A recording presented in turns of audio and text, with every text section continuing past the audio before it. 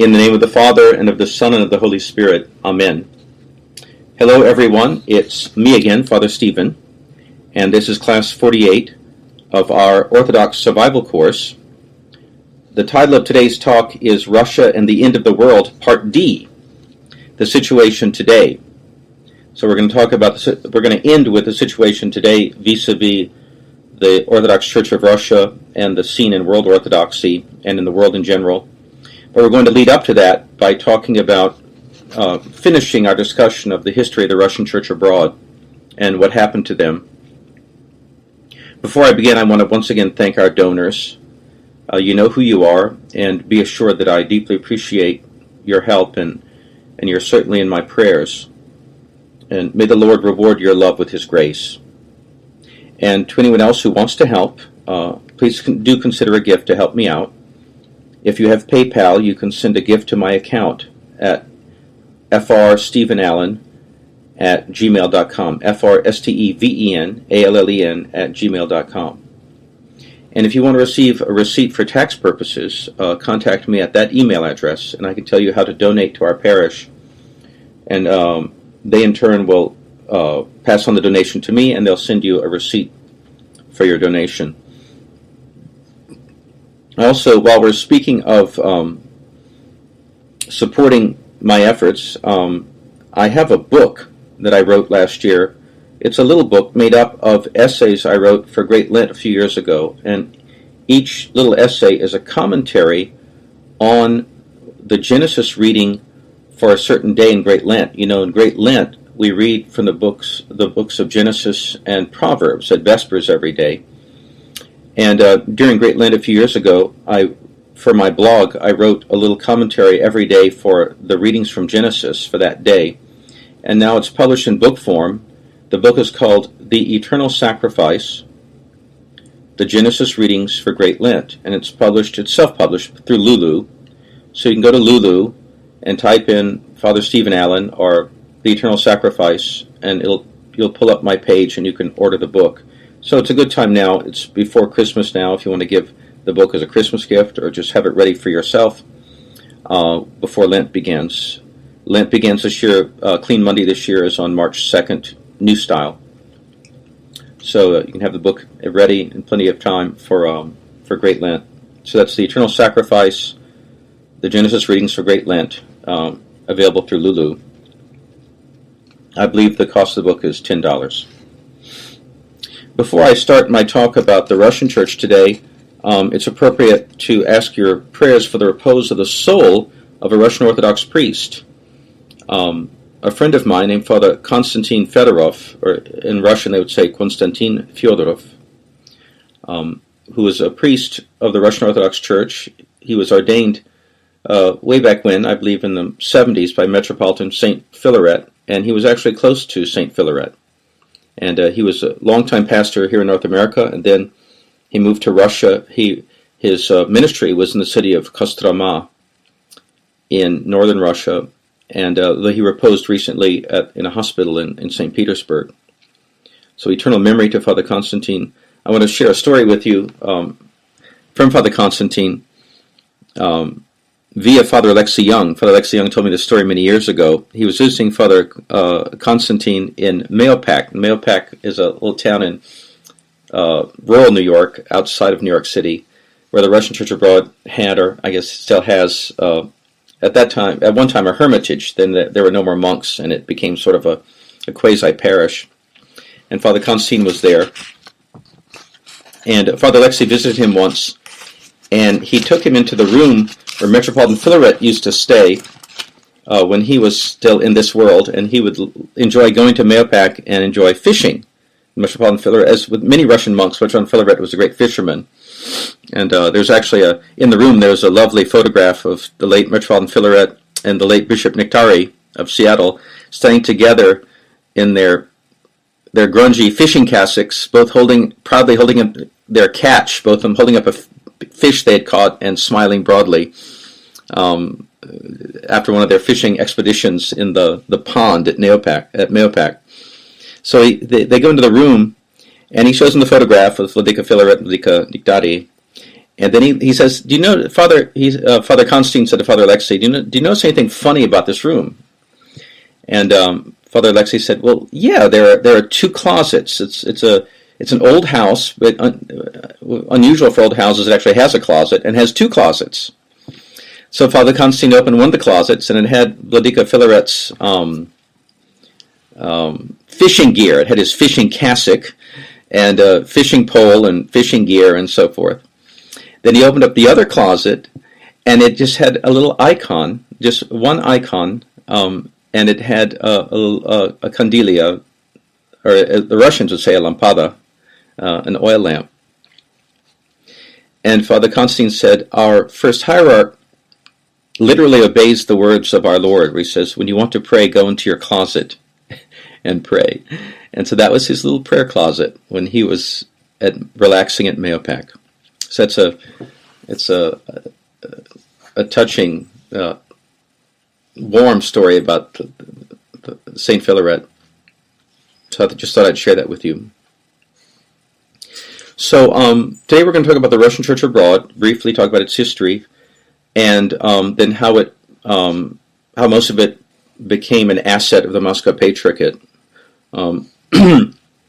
A brief chronology. We mentioned last time that the Russian Church abroad was established on the basis of an ukaz, ukaz 362 in 1920 of Saint Patriarch Tikhon, who directed, because of the circumstances of the Civil War, the chaos in Russia, he directed those bishops who could not communicate properly with the central church authority to set up temporary church administrations wherever they found themselves, initially, of course, meaning on the territory of the Russian Empire, but also it ended up being applied to wherever the Russian Church ended up, wherever members of the Russian Church or its hierarchy, its mission ended up in the world.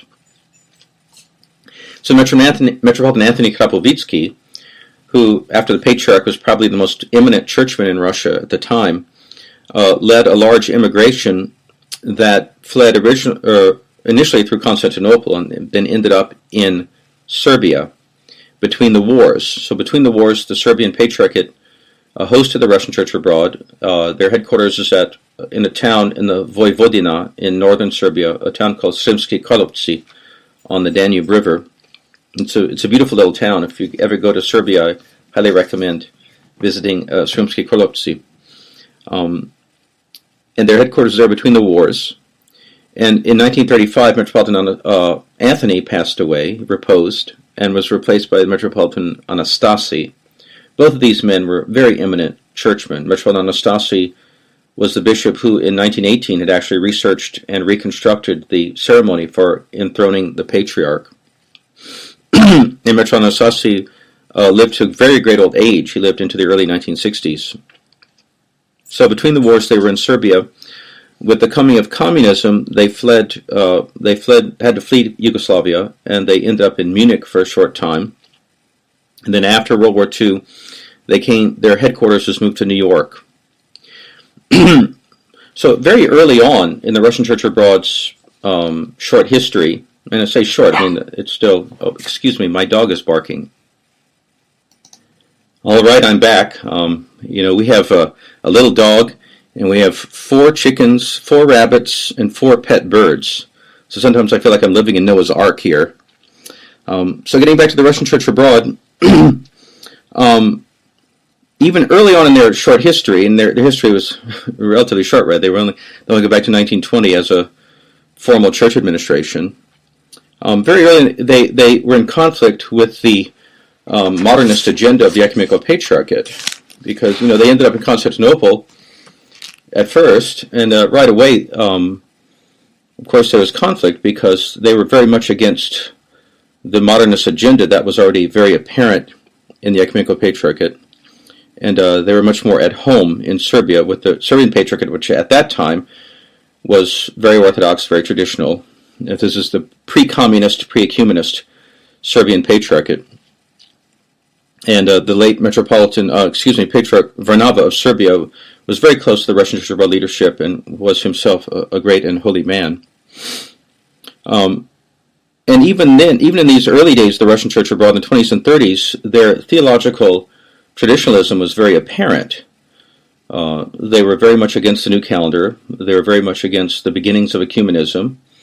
And this is evident from the writings of Metropolitan Anthony and from various decisions or statements of the Russian Church Abroad Synod at that time.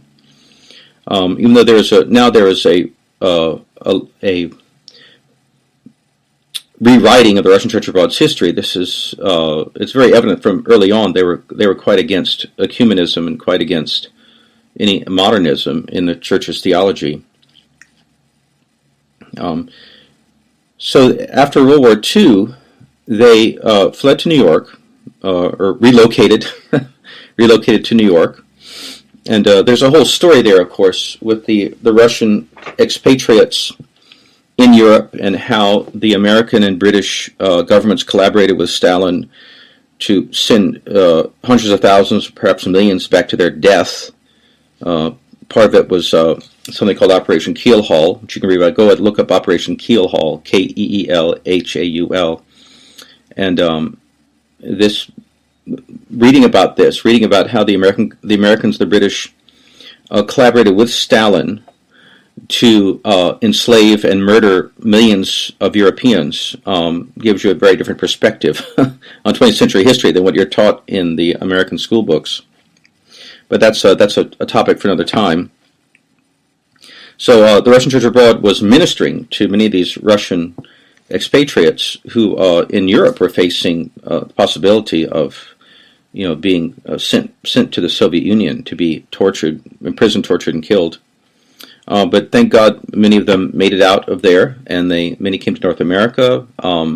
There was another Russian immigration, of course, that came through China, because basically you have to follow the retreating White armies. There was the Eastern and the Western White armies, and the Eastern army retreated into Manchuria, and the Western army, those who could escape, the Whites, and then those with them, the non-military people with them, escaped through by going across the Black Sea to Constantinople, and ended up in Europe. And of course, as I said last time, the liberals chose, for the most part, to relocate to Western Europe because, of course, that's more compatible with their spirit, right? The Western European scene is more compatible with the liberal spirit.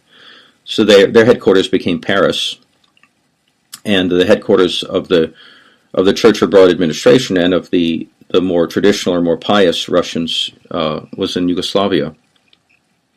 So after World War II, they come to New York, and what happens after World War II in the unfolding of events in world orthodoxy in the 40s and 50s, there's this process in which the Russian Church Abroad, which had been recognized as the canonical Russian Church administration by the other patriarchates or other churches between the wars, after the wars, what happens is that gradually, one by one, the other jurisdictions de-recognize the Russian Church Abroad and recognize the Moscow Patriarchate.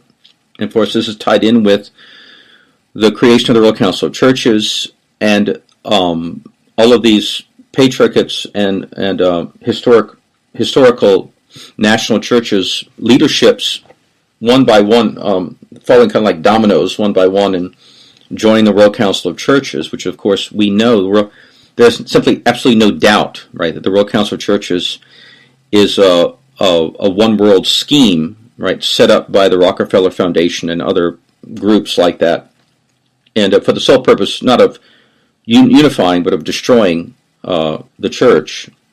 And so just remember that, if you're in a jurisdiction that belongs to the World Council of Churches, and it's been a long time now, right? It's going back to 1948, so what's that, 20 plus 50 plus 52 plus 20, 72 years now, right? So that's a couple of, at least two generations of, or more, of hierarchs.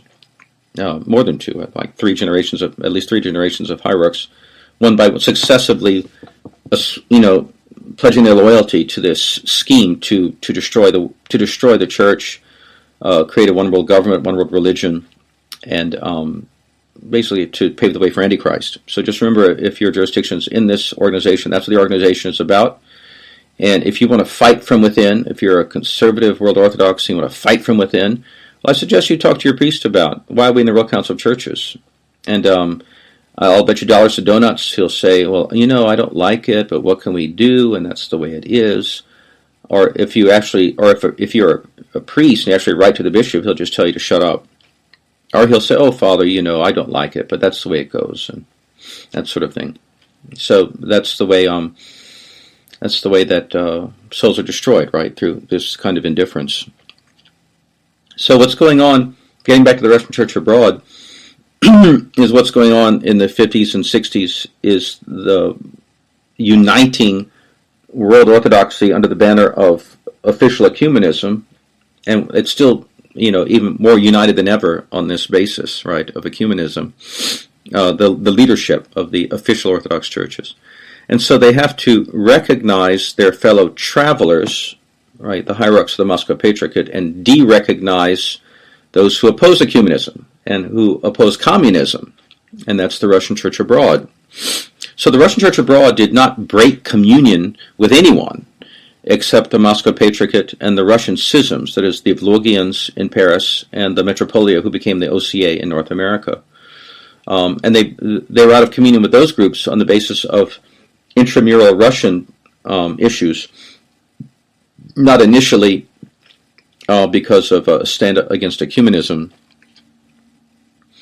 And one thing we'll see later on, as we go through the history of the Russian Church abroad, then in the 60s, 70s, 80s, 90s, you'll see that this issue of breaking communion becomes a very critical one. And how the Russian Church abroad dealt with that is going to be the subject of part of my talk today. So they get de-recognized by World Orthodoxy little by little. It doesn't happen all at once.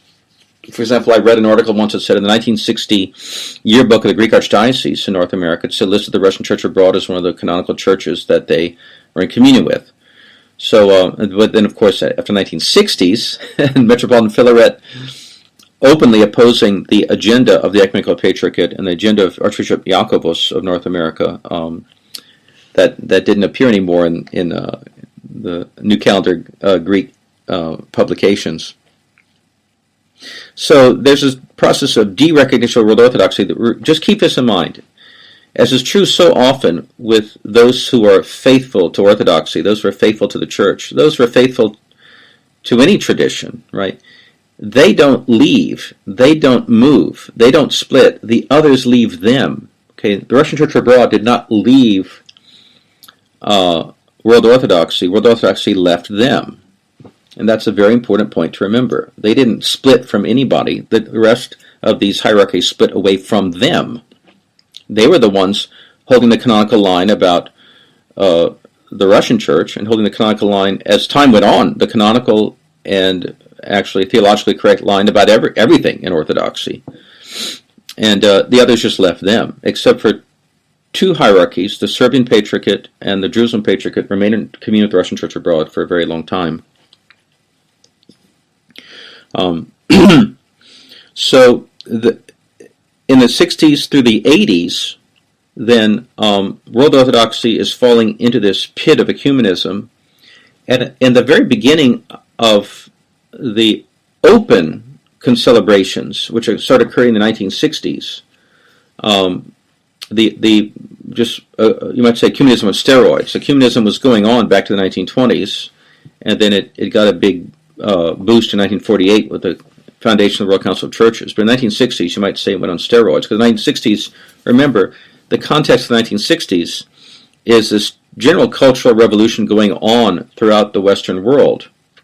There's violent revolution in Eastern Europe in the context of the two world wars, the Russian Revolution, then in World War II, the conquest of Eastern Europe by Stalin with American and British collaboration, his fellow travelers, right, who ran the United States and ran the UK.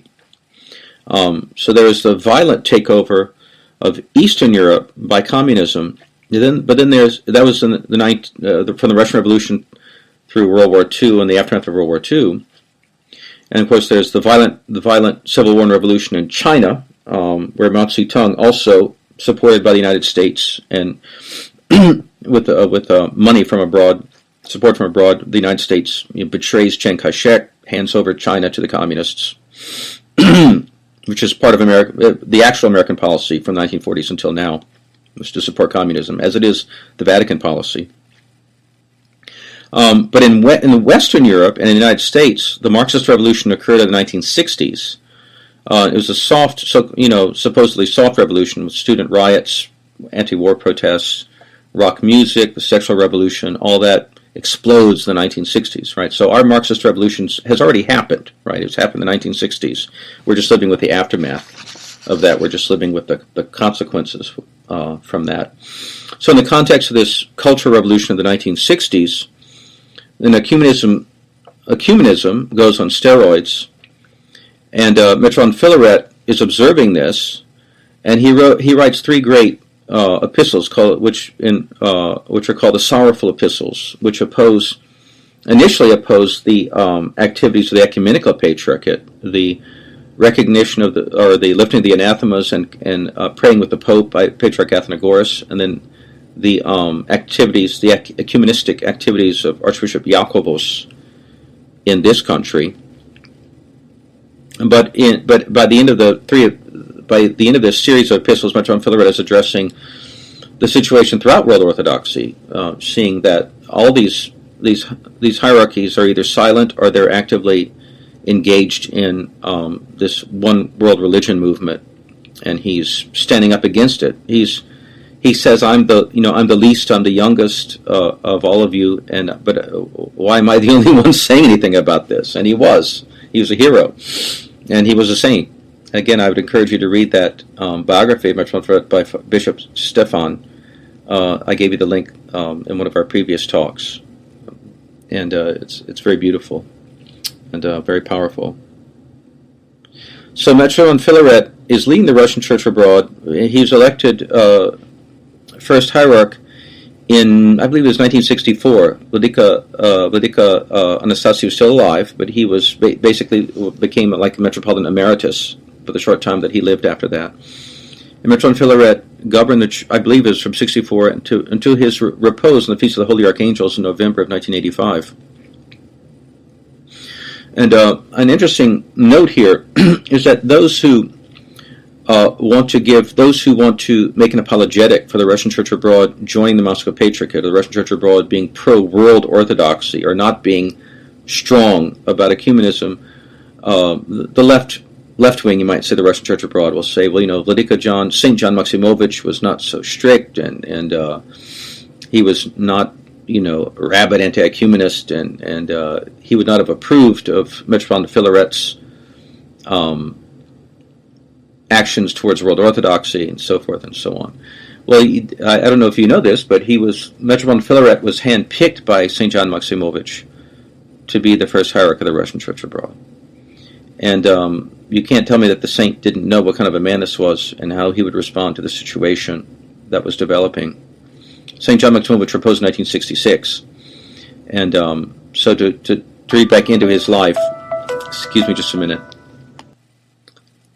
Oh, hello, I'm back again. Sorry about that. I turned my phone off, so I trust we'll have no further interruptions.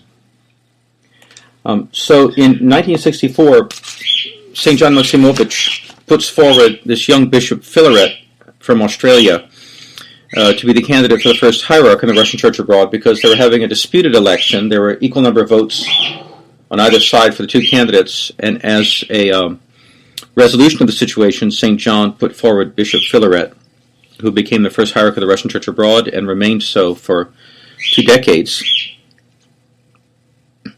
You might say Metron Filaret's reign was the high noon of the Russian Church abroad's witness to Orthodoxy, because in the 60s through the 80s, during his tenure, as I was saying, the ecumenism goes on steroids. It's increasing ever rapidly.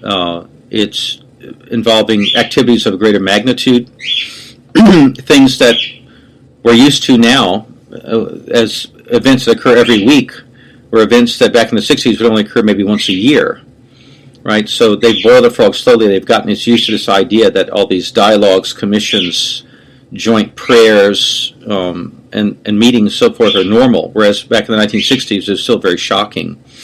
And while this process was gaining momentum, so Metropolitan Filaret was the first hierarch in the Russian Church abroad in the 60s through the 80s, and he was this lone voice, the voice in the wilderness, standing up against all this. A lone voice among other first hierarchs.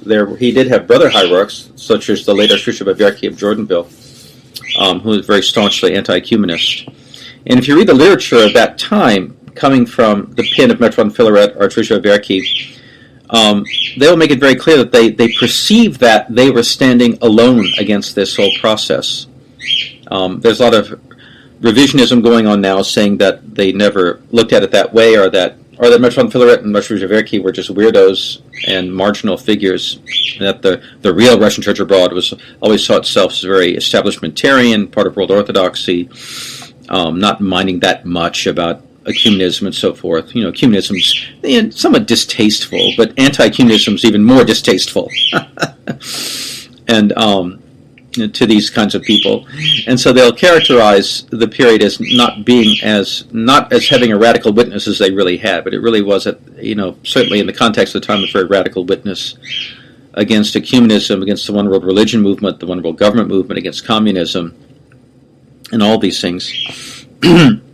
So we have Metropolitan Filaret, who was really a saint, and standing up against ecumenism, and the Russian Church abroad very isolated. Again, not initially by their own choice at all. De facto, they stopped serving with most of the other Orthodox jurisdictions because the others had recognized the Moscow Patriarchate. And then, as time went on, many in the Russian Church abroad said, well, we may as well not serve with them because they're all involved in ecumenism. They're all a bunch of heretics. And this was, when I came into the Russian Church abroad as a young convert in the 1980s, this was basically the status quo, was that de facto we were not serving with most anyone else. Although de jure, there had never been a formal breaking of communion with anyone except the Russian schisms, the Moscow Patriarchate, the Evlogians in Paris, and the OCA, who were schismatic groups in the Russian Church. Then there was the election of Metropolitan Vitali in January of 1986. I say Metropolitan Vitali was the last hierarch of the Russian Church abroad who actually kept the line against ecumenism and against joining the Moscow Patriarchate. It was kind of if you can characterize Metropolitan Filaret's reign as leading up the morning, the morning really was the Metropolitan Anthony and Anastasi's reigns, and Metropolitan Filaret's reign as a high noon, the Russian Church abroad's witness. Then Metropolitan Vitali's reign could be characterized as the afternoon and twilight of the Russian Church abroad. Metropolitan Vitali himself was very against joining the Moscow Patriarchate and was very against ecumenism, but he did not have the ability to withstand the forces of a compromise that were steadily gaining power, and by the end of the 1990s were in charge. It constituted the power block in the Rocor hierarchy. And then in 2001, we had the retirement of Vitali and the election of Metropolitan Loris. In retrospect, it's clear now that Metropolitan Loris, going even back to his days as a young bishop, was not that concerned about ecumenism, and we don't know if he was a paid agent or a conscious agent, but certainly was an agent of and a force for many years for submitting the Rocor to the Moscow Patriarchate, along with Bishop Mark of Germany. He was elected in 2001. I'm going to later on. I'm going to talk about this whole process by which they ended up capitulating to the Antichrist spirit and join the Moscow Patriarchate. But I'm not going to do that right now. I just want to give you a brief chronology right now. Metropolitan Loris was elected in 2001. Metropolitan Vitali came out of retirement, broke with them, and started a group called the Russian Orthodox Church in Exile, which is really the same thing. Russian Orthodox is the Zarobezhnya Church, the church outside of Russia, but under Metropolitan Vitali. And that group, like many other true Orthodox groups, that group has splintered into many different groups by now. And but we're going to get to that topic. This topic of the true Orthodox groups being splintered, that's a very important topic. because you say, well, yes, I hear all this evidence that world orthodoxy is in heresy, they're in apostasy, their leadership are compromised, and not compromised simply morally, but although that's certainly true too, but more centrally or more critically compromised in the faith. And so, according to the church's canons, according to church history, I should leave them. But then where do you go? Because all these little tiny groups claiming to be the church, and it looks very sketchy, and why should I join one of those groups? So we're going to address that in a later talk, because there are answers to that. But I just said that as a brief footnote just now, referring to Metropolitan Vitali, the beginning of the Rossi Russian Orthodox Church in exile, and the fact that it's now splintered into, I think, more than 10. I mean, there are a whole bunch of groups that can claim that they go back to this group started by Metropolitan Vitali after he realized that Loris was, yes, leading the Russian Church abroad straight into submission to the Moscow Patriarchate, which has occurred only 6 years later in 2007. Okay. And briefly, during this whole period, in the 20s, 30s, and on up till recent times, there are two schisms from the Russian Church abroad. And that was the North American Metropolia, which was in schism from 24 to 35, and then again from 46, really until recently, until the Russian Church abroad just basically ceased to exist and was subsumed by the Moscow Patriarchate. And then the Evlogian schism in Paris, who are best known for being proactively modernist. They ended up being under the Ecumenical Patriarchate for many decades, which is very appropriate because theologically they were basically on the same page as the Ecumenical Patriarchate. And but they've recently mostly folded. Most of their parishes have now joined the Moscow Patriarchate. So let's go back and talk about the Russian Church abroad in general. The Russian Church abroad, and I speak of it as something in the past because what we have now is kind of a phony Russian Church abroad that's really an arm of or a subsidiary of the Moscow Patriarchate, and then we have all these little tiny groups all calling themselves Russian Church abroad, Russian Church in exile, True Russian Church, and so forth. But the Russian Church abroad, the historical Russian Church abroad from 1920 until 2007, what was it? Well, it did not fit into the conventional categories, well, conventional by now, of World Orthodox versus True Orthodox, right? World Orthodox being the official churches and True Orthodox being those who don't, who are not under the World Orthodox because of ecumenism. The Russian Church abroad did not fit into either of those categories, right? The Russian Church abroad, unlike the Greco-Calendarists, the Russian Church abroad never formally broke communion with anyone, except the Russian schisms. But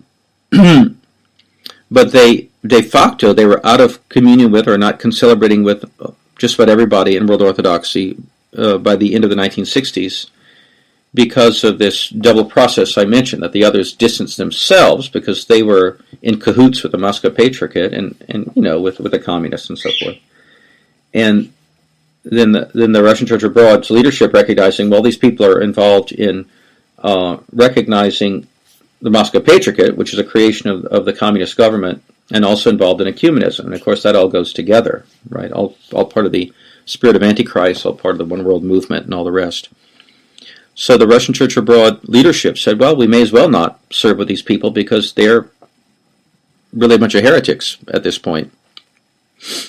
So to characterize Russian Church abroad, there was a general conservatism in theology and piety, not a single uniform ideology, but a general conservatism in theology and piety. They had an outstanding liturgical life. If you were a priest in the Russian Church abroad, you really learned how to serve. It was a shock for me when I left the Russian Church. I joined the Greek Church and found out that nobody really knew how to serve or understood the typicon. So the Russian Church abroad, really, they taught how to serve. You were trained by them, you understood the typicon, you understood how to function liturgically as a priest, a deacon, chanter, and so forth. And the Russian Church abroad had outstanding spiritual figures, just saintly, outstanding figures. There's so many of them. I mean, people know the main ones: St. John Maximovich, Metropolitan St. Philaret, Archbishop of Yerki. But there were just so many. There were just so many, just outstanding figures at every level: hierarchs, parish clergy, monastics. You could really become Orthodox, and you couldn't say that about most of the groups. You couldn't say that about most of what was left of Orthodoxy by that time. In the Russian Church abroad, some of the few places you could really learn how to really think, be, and feel Orthodox. And the Russian Church abroad had institutional stability and normalcy. Now, this is a very important point, because what happens as people decide to break communion, or a bishop decides to break communion with the synod, and because of ecumenism or surgeonism and all these things, and they set up a sort of a temporary administration for the people that are with them. It's very easy for a small, isolated group to descend into very abnormal kinds of behavior, and also just being slipshod and being uncultured after a while, not having a church culture. And this is why many people don't want to leave World Orthodoxy, because they want the big cathedrals, they want a diocesan chancery that can issue baptismal certificates. They want to feel that they're part of something big and obviously real, right? And the Russian Church abroad combined a very staunch confession of the faith with having a remarkably stable church institution, even though these people were scattered over the face of the earth, right? Their achievements very impressive in light of the fact that they were scattered over every inhabited continent in the world, and they still kept a unified, stable, and normal church life. And this is why the Russian Church abroad was really the bulwark against the great apostasy, because they combined the confession of faith with not only the reality but also the appearance. In which it was an appearance of a real reality, a real appearance of a real reality of normal Orthodox church life. And the Russian Church abroad is also united by Russian patriotism and anti-communism. As long as the obvious communists were in control in the Soviet Union until the late 80s, early 90s, people in the Russian Church abroad, all across the spectrum of opinions about theology and ecclesiology, and I'm going to get to that, there was a spectrum of opinions. From left to right about theology and ecclesiology within the Russian Church abroad. It was not an ideological club, right, where they just had everybody had the same opinion about everything. But they were all united being anti-communist. But then when the Soviet Union fell apart, then that motive for staying together, or that motive for being traditional and being conservative and so forth, was taken away, or at least they thought it was taken away, and that's what led to the eventual destruction of the Russian Church abroad, or one of the factors that led to it. But there was, within the Russian Church abroad, there was a spectrum of views on the contemporary church situation. There were those like Metropolitan Philaret and those who thought like him, who saw very clearly that we're in the midst of a great apostasy, and that one by one the other Orthodox hierarchies were falling to this heresy of ecumenism, which is not simply heresy, but is this pan-heresy that unites all falsehoods under this umbrella of indifference, theological indifferentism. And it's also, and the institutions of which, the institutions of ecumenism, because ecumenism has its own enormously funded, lavishly funded institutions, highly organized institutions.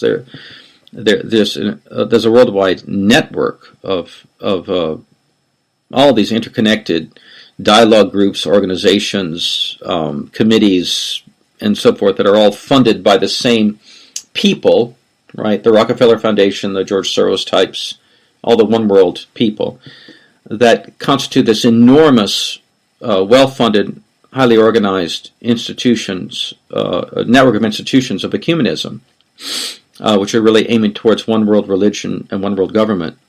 And that the Russian Church abroad leadership back in the 60s and 70s, they could see that this was all happening, and that all the official Orthodox churches were one by one falling prey to this, or being subsumed by it, becoming a branch of it. Again, that's what it is. You have to understand that institutional orthodoxy today is simply a subsidiary of the Rockefeller Foundation's and fellow travelers' lavishly funded program for world government, and which from the religious point of view is preparation for the Antichrist, or as part and parcel bringing on the Antichrist.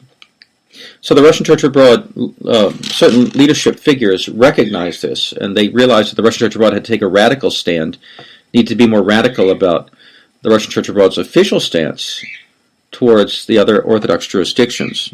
But that was really always a minority with a clear vision.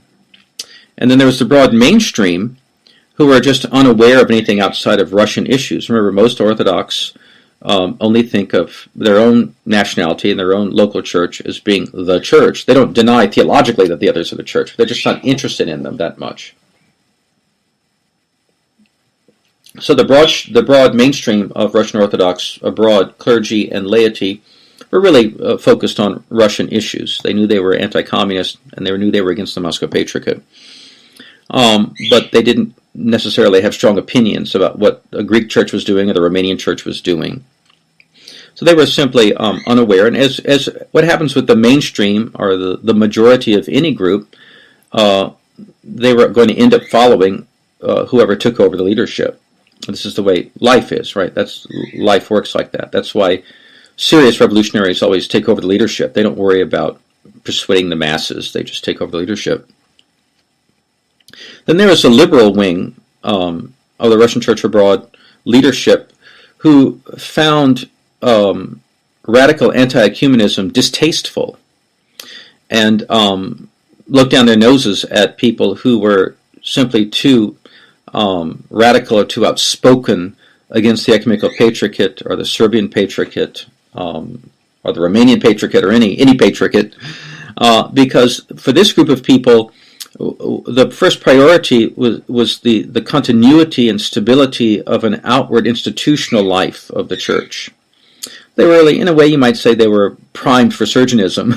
I mean, they themselves would deny that they were surgeonists. They were, that they were against, at least at that time, not anymore, but at that time they were against the declaration of Sergius and the path of the Moscow Patriarchate.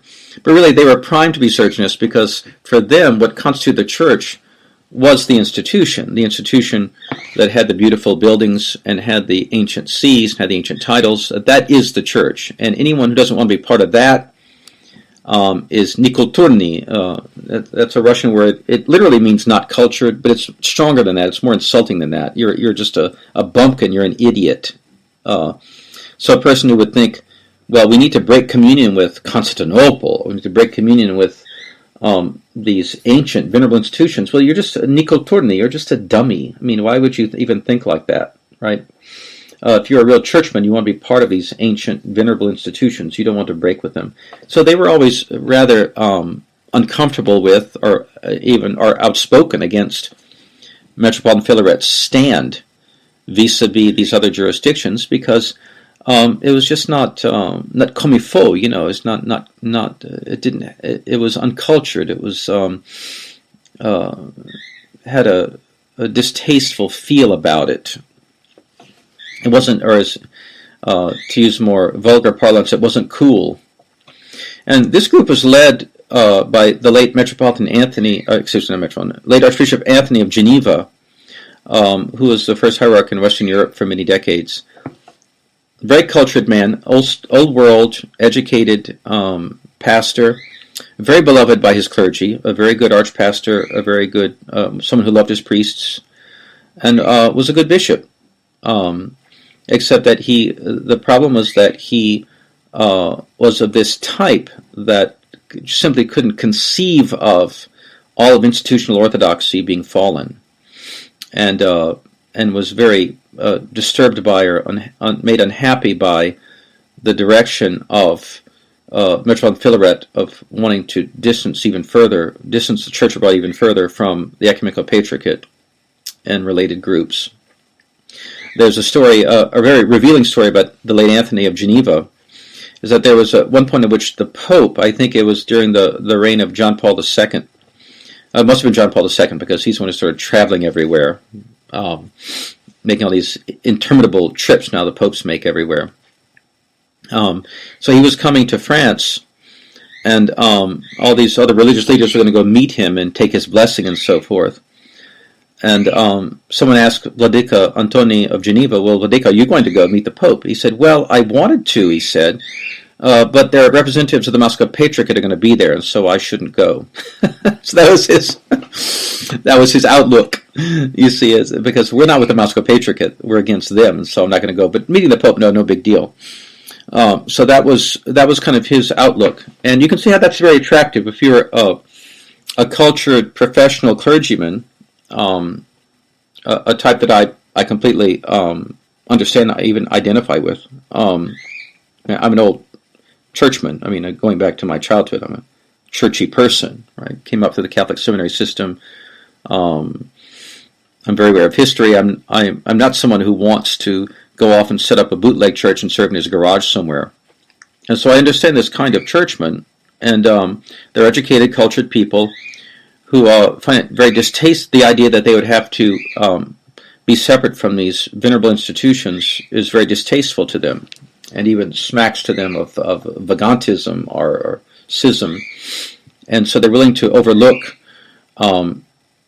gross violations of the faith, or egregious heresy, egregious even apostasy, in order to stay within the warm embrace of these comfortable, well-funded, ancient, and beautiful institutions.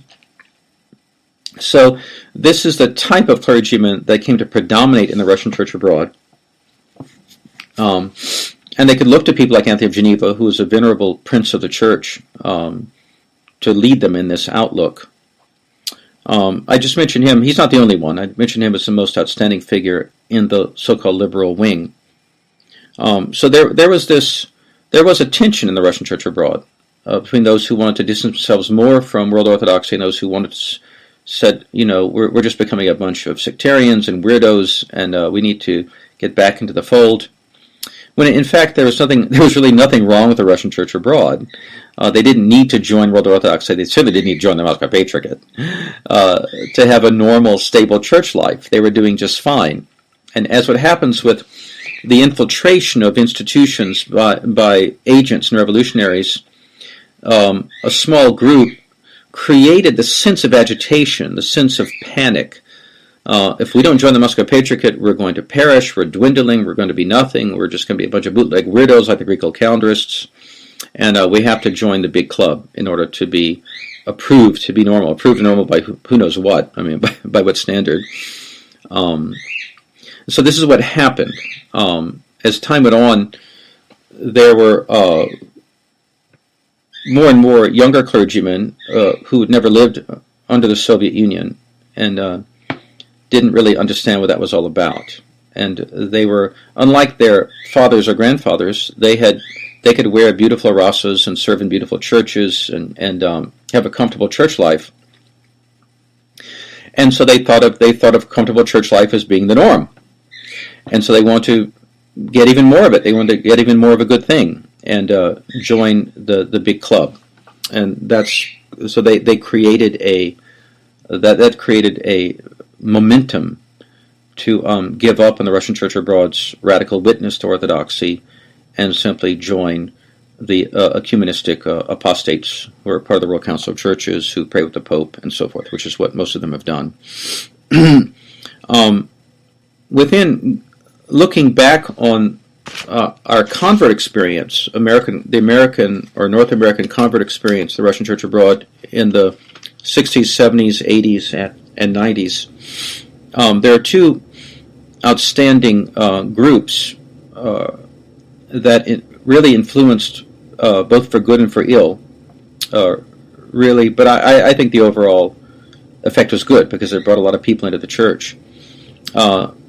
And those are the groups centered around the Holy Transfiguration Monastery in Boston and St. Herman Monastery in Platina, Northern California. And many of you listening to this talk were affected by Boston, or were part of HACNA, the group, the jurisdiction founded by the Boston Monastery. Many of you listening have, of course, read books by Father Seraphim Rose, or maybe you were even in some way directly associated with the mission that came out of Platina. So I have to be careful what I say. I don't want to hurt anybody's feelings.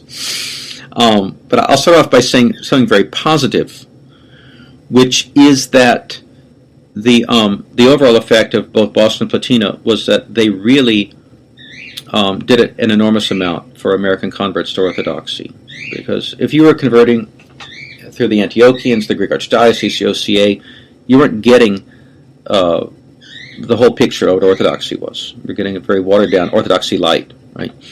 And what Boston and Platina did in their own ways was give a much stronger wine, right? A real introduction to Orthodoxy where you could really become Orthodox and think like an Orthodox person, live like an Orthodox person. So, of course, the Boston Monastery was founded by this fellow Panteleimon, who was a man named John Metropolis from Detroit. When they were being townshipped a monk, I believe, by the Jerusalem Patriarchate, went through a period where they were in the North American Metropolitan, then joined the Russian Church abroad, and founded this Holy Transfiguration Monastery in Boston. And over the decades, they produced an enormous amount of liturgical literature, printed wonderful books, were responsible in the 60s, 60s and 70s, responsible for disseminating Byzantine, really traditional Byzantine-style iconography inspired by Photios Kontoglu in the American Greek Orthodox scene, and did a lot of good. And they were in the Russian Church abroad from the 60s to 1986. They went into schism in order to defend their elder, Father Panteleimon, from charges of immorality, which later were acknowledged to be true, and which the monastery leadership covered up for decades. So that was a huge scandal. But the main problem with the Boston Monastery, besides the immorality, which of course is a huge problem, but there was more of a theological problem, which is that they were really theological modernists. They were very anti-ecumenist. They were very pro-Old Calendar. But in fact, I characterized the Boston Monastery as the OCA of Old Calendarism, because they had this penchant for latching on to isolated theological obsessions and creating what Father Seraphim Rose correctly characterized as an artificial orthodoxy that never existed. Insofar as their attack on the sanctity of St. Augustine, they're even in the early days supporting Alexander Kalomeros in his defense of evolution. Their whole attack on the tradition of the toll houses, which is really ridiculous, because it's so manifestly the universal tradition of a very ancient tradition of the Church. So things like that. So they did a lot of good, but they were also in many ways theologically modernist, and their theology, their whole outlook was highly artificial.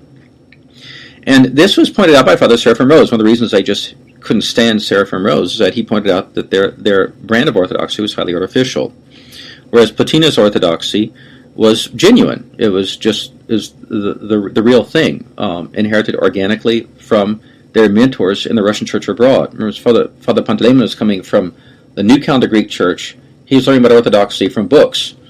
And Seraphim Rose and Gleb Pomoshinsky, Father Herman, were learning orthodoxy from saints, from real people. And they also were just passing on organically the Russian tradition. That's what Platina was really about. That was the good part of what Platina was about. And of course, Seraphim Rose's books were enormously influential, and they're great. I mean, many converts like myself were enormously influenced by Seraphim Rose's books, and his books were very appealing because of his humble approach. Right, he never put himself forward as an expert. He didn't have a haughty, predatory, adversarial approach. He was just saying, "Hey, here's the way it is." One thing to say about Platina is this. And something to make very clear about this, if you go back and read their publication, Orthodox Word, which still exists, but in the 60s and 70s, when Platina was at its height, when they were really a city set on a hill, when they were really a beacon of truth, Platina was, both Father Seraphim and Father Herman were warriors against ecumenism. and they were absolutely unapologetic about not being in communion or not serving with new calendarists and ecumenists. There's no question of that. And if people go back and try to remember, Seraphim Rose proposed in 1982. Okay, this is 25 years before the Moscow Patriarchate union, right, with Rokor. So people now who are apologists for the Russian Church abroad taking a softer stance in ecumenism, for the Russian Church abroad joining the Moscow Patriarchate, and try to invoke Seraphim Rose, this is really, really out of context. If you go back and examine all the articles that he wrote in the 1960s and 70s, then his, I might say, in many ways, his magnum opus is Russia's Catacomb Saints. You see, he had a really unbending attitude towards concerning the illegitimacy of the Moscow Patriarchate, an unbending attitude towards the spirit of Antichrist. That's the important thing, is that Seraphim Rose had a nose for the spirit of Antichrist. He could smell it where he found it. He smelled it with Boston. That's, ironically, Boston being so anti-ecumenist, and yet there was this spirit of Antichrist modernism even within the bosom of Boston. And Seraphim Rose could smell that. And then on the left, he could smell the Antichrist spirit in world orthodoxy. What happened was, because Boston's behavior, when I say Boston, I mean all the monks and all the priests and all the people, you know that. I'm talking about their leadership. Because their behavior became so offensive after a while. In reaction to Boston, Platina said, well, now listen, we have to be more moderate about the way we talk about grace or no grace in these other jurisdictions. We're more moderate about the way we talk about the Moscow Patriarchate. There are good people in the Moscow Patriarchate and so forth. All that was fine. I mean, that didn't compromise their witness, right? And Boston said it did, but it didn't. So Seraphim Rose was a warrior against ecumenism and against the Antichrist apostasy. And to say, I mean, the man's been in the grave since 1982. So people now, looking back, to say, well, if he would have been around in 2007, he would have supported the Unit Moscow Patriarchate. That's ridiculous. I mean, it's ridiculous to say it with confidence. You could make a case for it, but to say that it's obvious, or to say that it's probably what he would have done, is really a stretch. Okay, so what you have to do is go back to the old issues of Orthodox Word. I have a whole collection in hardcover, it's softcover, in hard copy, as they say nowadays, and it's online too. You can find old editions of Orthodox Word from the 16th and 17th and see that they were very clear about what was going on. And what makes it even more clear that they were telling the truth is that after Father Seraphim passed away, now decades after he's passed away, the St. Herman's Monastery, or whoever's reprinting or republishing his works, are airbrushing out portions of what he wrote. There are many examples, various examples of this. So if they have to airbrush out, and now they could say, if they disagree with what he wrote, for example, there are places where he says, now the Russian Church abroad and the Greek old calendarists constitute the true witness to orthodoxy. Because at that time, he was writing in the 60s and 70s. It's very clear to him that the Russian Church abroad and the Greek old calendarists are basically what's left of the people who are not falling prey to ecumenism. So he's saying things like, well, now the Russian Church abroad and the Greek old the Greek Orthodox, genuine Orthodox Christians of Greece are the bulwark against ecumenism and things like that. So they're airbrushing out or just deleting these kind of statements by Seraphim Rose in his old articles and books. Now, if they thought they really had a case, if they thought that they were right, then they would put a footnote and say, we disagree with Father Seraphim. He was wrong about this, and this is why. Okay, that's a legitimate way to go about things, right? But just to delete it and cover up the fact that Seraphim Rose ever said these things shows a profound dishonesty. It also shows that they're not sure about them. They're not sure of themselves. They know they really don't have a case. So keep that in mind. And as we go along in later discussions, I can provide links to this, to evidence of this kind of thing going on. So they're rewriting Seraphim Rose to be more pro-world orthodoxy than he really was. Okay, but no, he was not distastefully or stridently attacking world orthodoxy. He wasn't attacking them in an ugly way or an insulting way, as often happens in some true Orthodox circles. But that you can't mistake the moderation of his tone for a moderation of his views. Those are two different things. All right, he really fulfilled the Latin saying of suaviter in modo, sed fortiter in re. All right, sweetness in your manner of doing things, but power in the thing itself. Okay, going back to Metropolitan Philaret, St. Philaret, there was a key moment, and this is all part of the same discussion, right? Where we're discussing why the Russian Church abroad did not formally break communion with World Orthodoxy. There was a critical moment. 1974 was the third all diaspora sobor of the Russian Church abroad, held at Jordanville in New York, Holy Trinity Monastery. And at that point, Metropolitan Philaret and some of his closest co-workers wanted to push for a formal statement of breaking communion with the jurisdictions that were involved in ecumenism, specifically those who were formally in the World Council of Churches or who were actively involved in joint prayer with the Pope and so forth. But he chose not to do that. And you can read about this in Bishop Stephan's Life of St. Philaret that I've referred to earlier, that I gave a link to earlier in some of these talks. And he didn't want to, because actually Anthony of Geneva, whom I've mentioned earlier, threatened to go into schism if they broke formally with World Orthodoxy. So that was the moment in 1974 in which the Russian Church abroad could have actually formally broken and did not. And this is not an indication that Metropolitan Philaret retreated on his stand against ecumenism. It's just he thought, well, we're de facto, we're not serving with most of them anyway, except sometimes Serbia and Jerusalem. So why break up the Russian Church abroad over this? Some might criticize him for not being strict enough. Some criticized him for being too strict. And he was simply a great man and a saint, and he did what he could at the time, did the best he could at the time. Then in 1983, there's the anathema against ecumenism, which is now being deep-sixed by the leadership of the ROCOR MP, but it will stand forever as a monument to the Russian Church abroad's witness against the apostasy and ecumenism of the 20th century. So in 1983, the World Council of Churches international meeting of that year, right prior to that, had been so outrageous, with Orthodox bishops participating not only in heretical but actually pagan ceremonies. The Metropolitan Philaret said, okay, enough's enough. And they had a sobor at Mansonville, the Holy Transfiguration Monastery in Mansonville, that's the Russian Holy Transfiguration in Mansonville, in Quebec.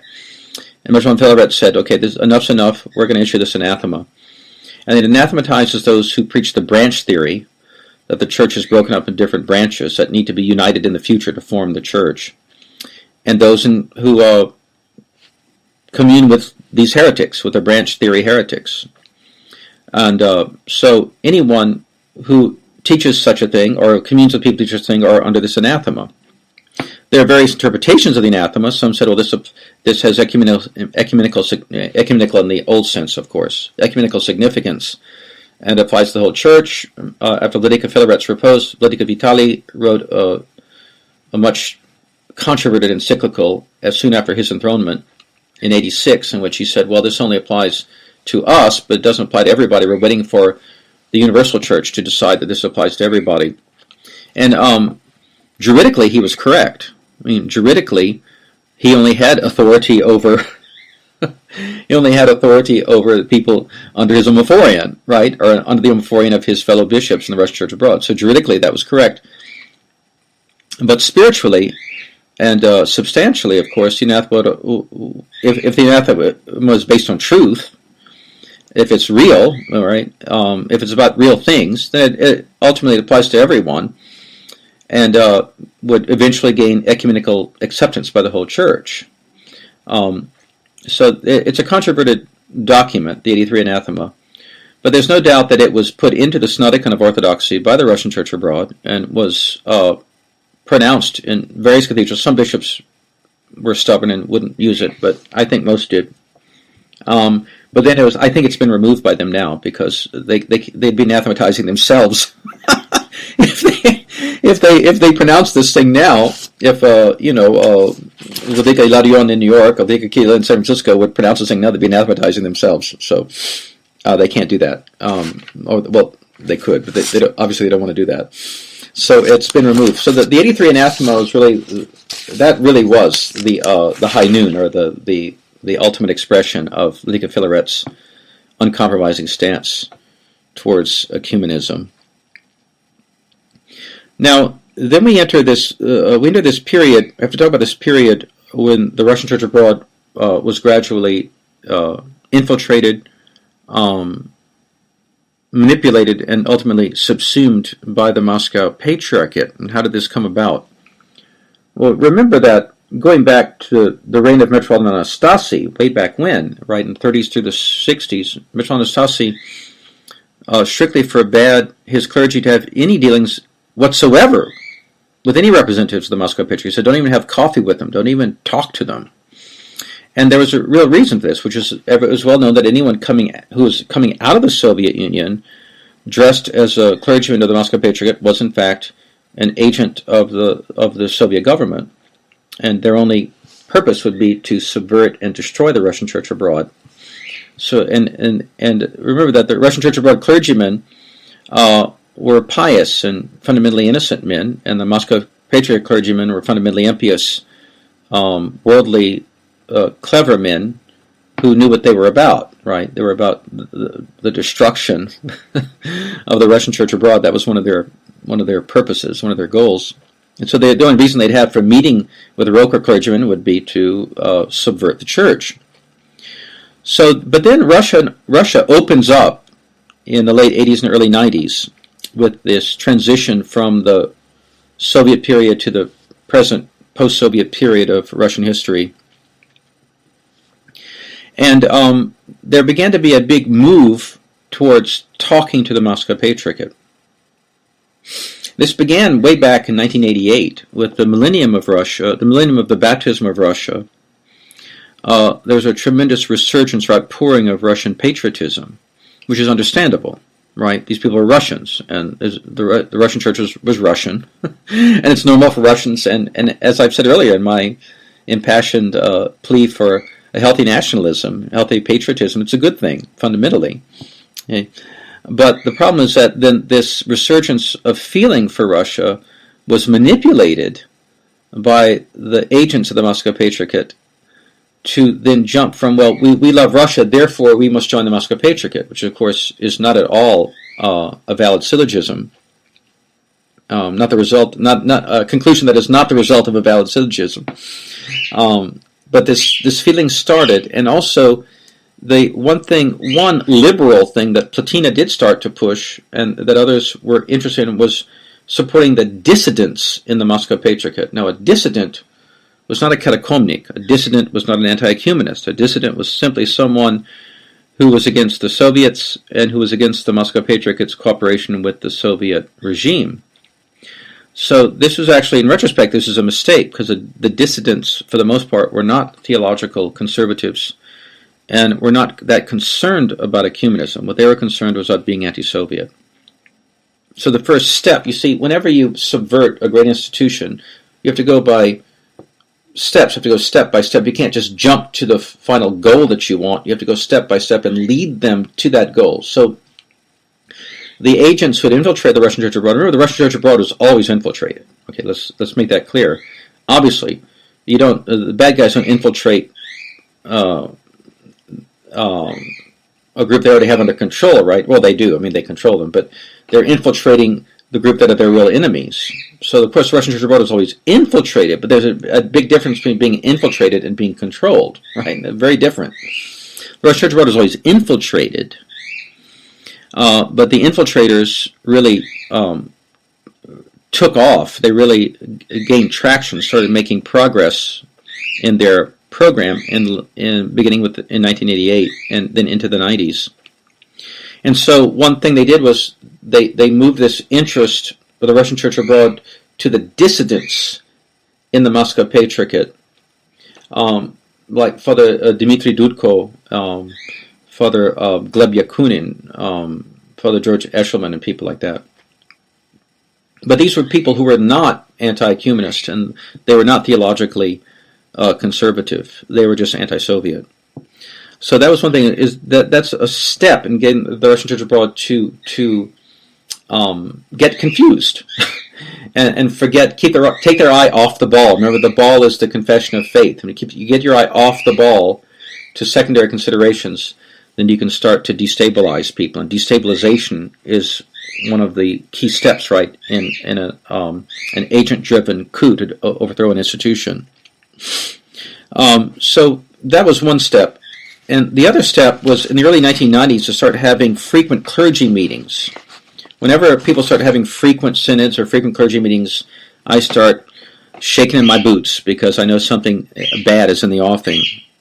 So they started having these frequent clergy meetings in the early 90s. I was at the first one. It was 1992 in Cleveland. It was the 600th anniversary of the repose of St. George's of Radonezh. And they had this huge clergy meeting in Cleveland. And for the first time, with all these priests there, all these priests present, they started talking openly about our relationship with the Moscow Patriarchate. And of course, being in the early stages of this the early stages of this co-opting program that was going on, they couldn't openly say, we got to join the Moscow Patriarchate. Oh no, it was the opposite. We're against the Moscow Patriarchate. We're so against the Moscow Patriarchate. But, they're good people, and maybe we should talk to some of them. So it was, you have to keep in mind that whenever agents want to overthrow an established, a firm established policy, they have to reopen the question. Okay, so for decades it was a very closed question. We know what the Moscow Patriarchate is. It's a closed question. There's no question about it. Right? We know what it is. We don't need to talk more about it. Right? But when you reopen a question, then you're saying, well, this is now up for grabs. Right? So we're going to start talking about it. Of course, the people who started talking about it were very against it. Oh, we're against them. Oh, we're very much against them. But their goal at that point was not to get everybody to be for the Moscow Patriarchate. Their goal was simply to get everybody talking about it. Right? Like the original, compare that to the whole pro-sodomy movement. Okay, originally it wasn't, oh, we're all pro-sodomy. Originally, let's talk about this, right? Where for millennia it was a closed question. I mean, there's no question about what sodomy is, right? But by getting people to talk, oh, we're very against it, of course, but let's talk about it. So this is what happened beginning in 1992. And from then on, every year, they'd start having more and more of these clergy meetings, and all they could talk about was the Moscow Patriarchate. And simultaneously, the Russian Church abroad was opening parishes or ordaining clergy in Russia, but there was huge controversy about that. That created division in the Russian Church abroad. There were those who said, well, we're the Russian Church abroad. We don't belong in Russia. We just have to let the Moscow Patriarchate work things out. So they'd already accepted that the Moscow Patriarchate was the legitimate hierarchy there, right, which is begging the question. Then there were others who said, no, the Moscow Patriarchate is not the legitimate hierarchy. We represent the legitimate continuation of the pre-revolutionary hierarchy, and it's our duty to accept ordained bishops and accept clergy for Russia. But of course, eventually, the pro-MP wing won out. So more and more there's a softening, and then the Moscow Patriarchate started sponsoring trips for Russian Church abroad clergymen to go to Russia. And the Russian Church abroad clergymen, forgetting the injunction of Metropolitan Anastasi and ignoring the warnings of Metropolitan Vitali, who was at that point really powerless. He was the boy with his finger in the dike, right? He could only hold this thing back for so long. Then Church abroad clergymen started doing what previously had been unthinkable, which was accepting perks from the Moscow Patriarchate and flying to Russia, getting put up in 5-star hotels, going to beautiful show liturgies and show monasteries, and being impressed with how wonderful everything was. And so developing a very positive attitude towards the Moscow Patriarchate. And just insofar as their ecumenism and socialism, we have to look the other way. Those kind of things aren't that important anymore. So they were building at first a softening and then eventually a positive attitude towards the Moscow Patriarchate. In the year 2000, the Moscow Patriarchate has this Jubilee Council where they put in this meaningless, very soft statement about, well, we shouldn't cooperate. The church, when it comes to the church and the government, if the government tells us to compromise, we're not going to compromise. So that vague statement was enough for the pro-MP forces in the Church Abroad to say, well, look, they're against Sergianism now. But it didn't say we were not Sergianism. It didn't say in the statement that Sergius, in fact, did this thing. And subsequently, they've defined the actions of Sergius such that, yes, we have this Jubilee Council statement, don't compromise your faith, but that's not what Sergius did. What Sergius did was right. And he never did anything wrong, you see. So it was just a specious, vague renunciation of Sergianism in this Jubilee Council. It didn't really mean anything. Everybody knew it didn't mean anything. But it was enough of an excuse for the pro-MP forces in the Church Abroad to say, well, now we have to talk to them. Then in the year 2001, with the elevation of Lauris to the Metropolitanate, they issued, in the fall of 2001, the Roe Corps bishops issued 2 letters. One was to the Moscow Patriarchate saying, hey, let's talk, which is, the mouse saying to the cat, let's talk, right? And then the other letter was to the Serbian Patriarchate saying, we beg you for communion, please don't abandon us. So what that did was it gave voice to this opinion that if the Russian Church Abroad was not under with a patriarchate, it was somehow illegitimate, which is false from any angle of correct ecclesiology, right? It's a false teaching. And also it openly said, we want communion with a group that's proactively, openly in the Royal Council of Churches. I mean, the Serbian Patriarchate joined the Royal Council of Churches the year Vladika John Maximovich passed away in 1966. And Patriarch German of Serbia was the president of the Royal Council of Churches for 10 years, a co-president for 10 years. So there's no doubt the Serbian Patriarchate is up to its nose, up to its forehead in ecumenism, and was at the time when the Russian Church Abroad issued a statement in 2001 saying, it was a groveling, pitiful letter saying, we beg you for Eucharistic communion, don't abandon us. We need you. We're nothing, you're everything. So those 2 documents really were what spurred Vladika Vitali's coming out of retirement and fighting Lauris. So then, from then on, everybody knows it's a matter of time before they get eaten up by the Moscow Patriarchate. They start these dialogues. The Moscow Patriarchate gives up nothing. The Church Abroad gives up everything. And then in 2007, they're formally subsumed into the Moscow Patriarchate. What was the outcome of this 27 so-called union, which is really not a union but a consumption or a destruction or a subsuming of the church, of the most of the Church Abroad into the Moscow Patriarchate?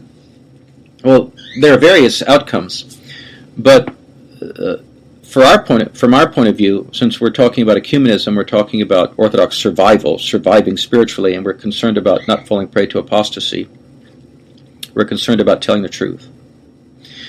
From my point of view, the biggest outcome is that the Russian Church Abroad's witness against ecumenism and against the One World movement was silenced. Of course, going into the Union, they were selling the Union on this basis. Hey, we're in the margins. We have no influence. But once we're with the big boys and we're in the Moscow Patriarchate, we can be a voice. We'll be a strong voice against ecumenism, and we'll change hearts within the Moscow Patriarchate, and we'll show them the right way. Which, of course, is all nonsense. The Russian Church Abroad's power, its ability to influence, was based precisely on its freedom. That it wasn't under the control of these other groups, so they could speak their mind. And again, it was the mouse that roared. People may not have liked them, but they respected them. And now people may like them, but they certainly can't respect them. So they've been effectively silenced. Let's give some examples of this silencing. All right. We know that a couple of years ago, Patriarch Kirill signed this Havana agreement with Pope Francis. Now, keep in mind who Pope Francis is, right? Pope Francis is an open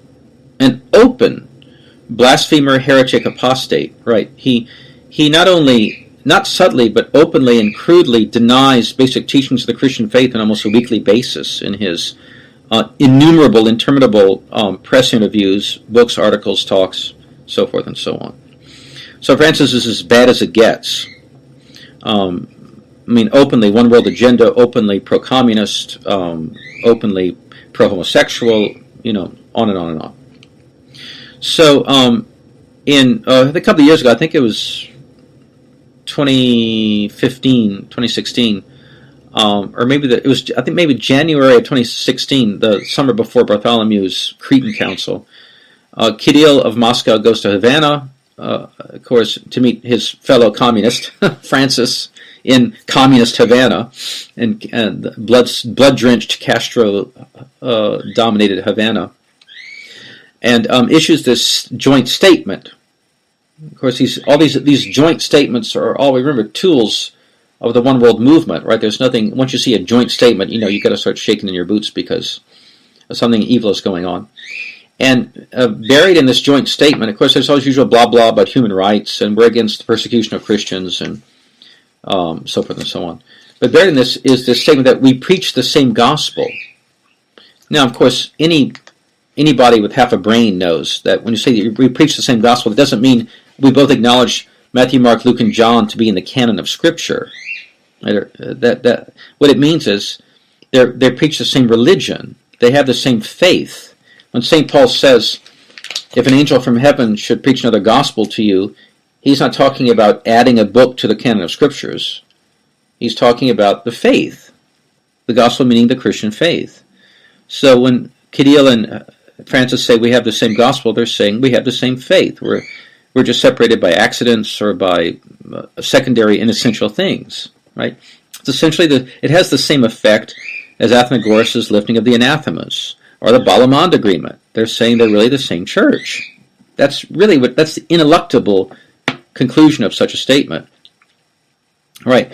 Well, then in 2016, there's the Cretan Council, and Bartholomew proclaims, he was hoping that it would be this big deal. He was hoping it would be the Vatican II of Orthodoxy, and it was just one more dreary restatement of all their apostasy and heresy.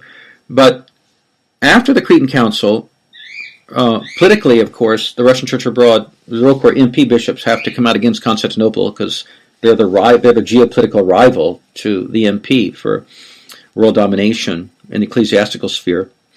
So they come out. The Russian Church abroad has to issue a statement saying they condemn the Cretan Council, and but they're embarrassed because they know that just months before Kirill had signed this statement with Francis.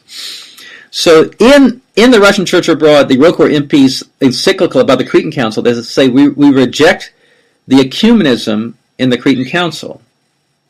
But now we know, and in the letter they say, we know that our Patriarch Kirill issued a similar statement with Francis in January, but you have to understand, Bartholomew's statement was a theological statement, whereas Patriarch Kirill's language was diplomatic language, and that's different. Now, if you can't smell how bad that is, then I can't help you. If you can't discern how dishonest and sneaky and false a statement that is, if you can't discern, I just have to pray for you to have discernment, because that's obviously these are obviously weasel words, right?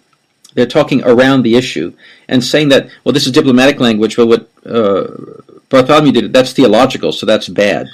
It's patently dishonest. Okay, so this is one example of where they simply have to be silent. They have to go along with Patriarch Kirill's radical ecumenism and one world religion advocacy. Another example, and I've mentioned in an earlier talk, is their audience with Putin on the night of the Ascension in the year in 2017. 2017, there was a big celebration where Patriarch Kirill consecrated this beautiful new church they built at the Sretinsky Monastery, the monastery of the Meeting of the Lord in Moscow, which is like a showcase, place. And of course, it was dedicated to the new martyrs of Russia, of course. And so he has a big consecration. It's also they combine this with a 10-year celebration of the ROCOR MP so-called union. And so there's a delegation from the Russian Church abroad, bishops, the ROCOR MP bishops there, Bishop Hilarion, Bishop Kirill of San Francisco, and so forth. And that night they had an audience with Putin. And Putin says to them, "Dear Vladiki," meaning to the ROCOR bishops, "Dear Vladiki, I congratulate you. I thank you again for reuniting the two halves of the Russian Church," which is, of course, it's one of the memes, right? That there are two halves of the Russian Church. But now he says, "Now I have to tell you, you have a new mission. You have to go beyond this merely unite the Russian Church. Your mission is for the unity of humanity on the basis of the traditional principles shared by all traditional religions." Okay, so this is an overt statement, and this is something that Putin, I don't know if he believes in it or not. I guess he believes in it. No reason to believe he doesn't. He believes in this unity of the human race based on the principles shared by all traditional religions. So this is a clear statement of Masonic universal brotherhood of man, a denial of the gospel, and the Russian Church abroad bishops didn't say anything. They didn't say, as we say in Louisiana, they didn't say "Pacon." They didn't say nothing. They just handed him an icon. Of course, you have to have an icon as a gift, right? That's the big thing. He gave him the icon as a gift and smiled and had a photo op. There's another example of how they're simply silenced, right? They went from being the mouse that roared to the pussycat that just sits and purrs and doesn't say anything. So this is how the forces of one world government have, one world religion have destroyed the effective witness of the historic Russian Church abroad. I realize I'm almost at a half an hour now. I want to say more this morning about the present state of the Moscow Patriarchate, what's going on in Russia, because, of course, there are obviously good things going on in Russia, right? We see them all the time, of churches opening and priests doing heroic work with the poor and all kinds of wonderful things happening. So the question is, well, how do we fit that into this vision of the Moscow Patriarchate as being bad guys? How could they possibly be bad guys when their clergy and Muslim people are doing so many good things? And so we have to address this, because we can't say on the one hand, well, that's all the good things they do are from Satan and the Antichrist, and it's all evil and demonic. That's an untenable position, right? It doesn't show much discernment. Now, on the other hand, we can't say, oh, obviously, no matter how much Patriarch Kirill is in the One World movement and how much he's pushing the agenda of Antichrist, it's all right because the lower clergy are doing good things. That's obviously an illogical conclusion based on the Church's ecclesiology and based on common sense. So we have to. I guess I'll just have to address that next time, because we're at an hour and a half now, and I think that really is our limit. So I look forward to speaking with you next time, and may God bless you. And one more reminder, I've written this book called The Eternal Sacrifice, the Genesis Readings for Great Lent. It's a nice book to take with you during Great Lent, where you can read a short essay every day on the reading from Genesis, assigned for that weekday of Great Lent. So often we forget we have these treasures during Great Lent. One of the treasures are the Old Testament readings at Vespers, where we read from Proverbs, Genesis and Proverbs Vespers, and at the 6th hour we read from the prophet Isaiah. And we neglect the Old Testament, and I wrote this book to help people get through Lent with some good spiritual reading that they can do in a short time, because let's face it, most of us only spend a short time in our spiritual reading, if we spend any time at all. It's a little paperback book you can take to work with you and read at lunchtime, or just read in the evening before you go to bed for 10 minutes for each entry. So it's a commentary on every day's Genesis reading for Great Lent. So it's The Eternal Sacrifice, the Genesis Readings for Great Lent by Father Stephen Allen, available through Lulu. Just go to Lulu's site, Lulu, Lulu, and look for Father Stephen Allen, or look for The Eternal Sacrifice. And you can get the book, maybe give some as gifts, suggest it to your church for their bookstore, and get one for yourself and for loved ones in preparation for Great Lent. A good Christmas present to prepare for Great Lent. May the Lord bless all of you. May all the saints of Russia, may all the new martyrs of Russia, and especially our dear Saint Metropolitan Philaret, pray for us as we try to go together on this path of discernment to survive spiritually in our time.